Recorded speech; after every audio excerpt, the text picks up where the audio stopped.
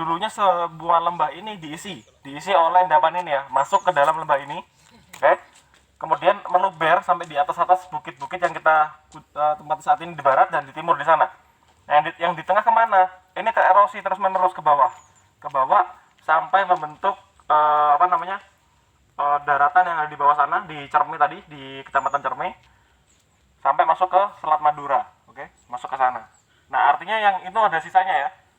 Jadi ciri khas dari endapan iknimbrite, kalau dia masuk ke dalam lembah, dia akan menebal ke lembah. Oke, makanya kalau tadi di sungai itu lebih tebal, tapi akan menipis di punggungan seperti itu. Seperti kalau misalkan ada cetakan kue diisi adonan, kalau dia meluber ya yang di dalam tengah kan lebih tebal daripada yang meluber tadi. Nah, itu yang meluber sampai ke sini. Oke, artinya dulunya lembah ini sudah ada sebelum Gunung Ijen Purba meletus. Ini bagian lereng Gunung Ijen Tua. Artinya ya yang lereng bagian bawah yang ada pohon jatinya itu merupakan tubuh asli dari Gunung Ijen Purbanya. Oke, itu adalah tubuh aslinya. Kemudian dia meletus masuk ke dalam ini, yang di tengah erosi, yang tepi-tepi itu adalah produk yang tersisa. Oke. Jadi kalau misalkan nanti pulang ditanya gunungnya meletus, nah gunungnya sekarang hilang semua atau enggak? Masih ada. Buktinya yang di bawah itu. Nanti kita akan megang langsung tanah purba sebelum tertutupi oleh endapan ijen letusan ijen ini. Oke, amankan dulu posisinya. Biar Ambil Harus ada remnya. sama di Tapan. Halaman kedua naik ke Desa Lepra, ke Panda. Halaman ketiga di Blimbing. Terus keempat tadi di Pelacekan. Dan terakhir kita di Soal-Soal ini ya. Ini lokasi yang cukup penting gitu ya.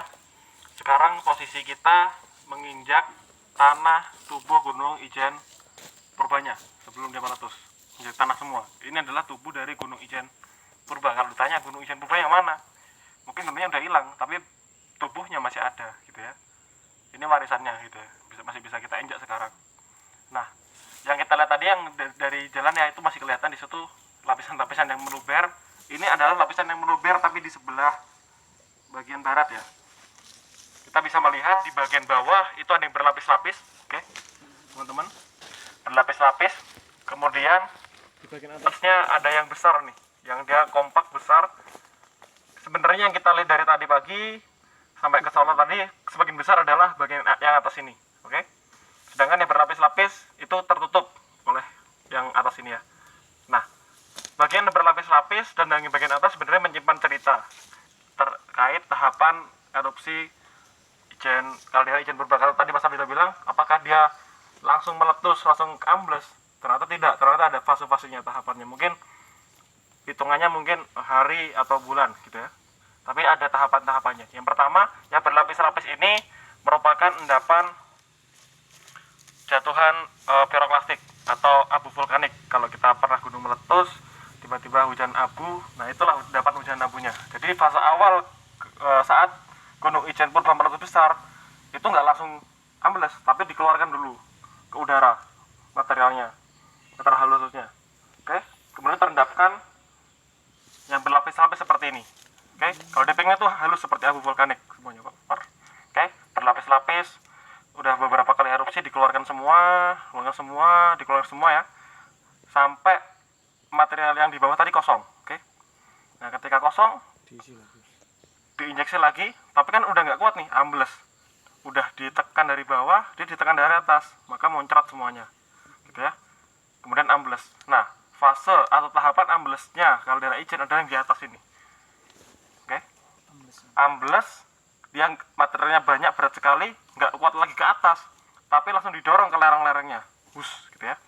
Menjadi yang kita kenal sebagai endapan aliran piroklastik. Dia mengalir ke bawah, didorong.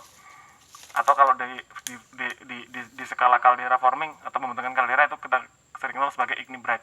Namanya iknimbrite kenapa? Tadi udah banyak sering disebut.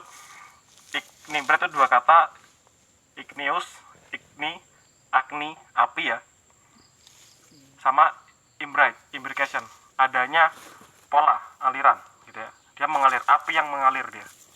Bayangkan panas seperti api, dia mengalir ke lereng gunung, mengendapkan yang di atas. Jadi fasenya ada dua secara umum. Fase pengurasan magma, dia dikuras, menjadi endapan abu vulkanik yang cukup tebal ya. Dikuras terus kosong, diambles, melontarkan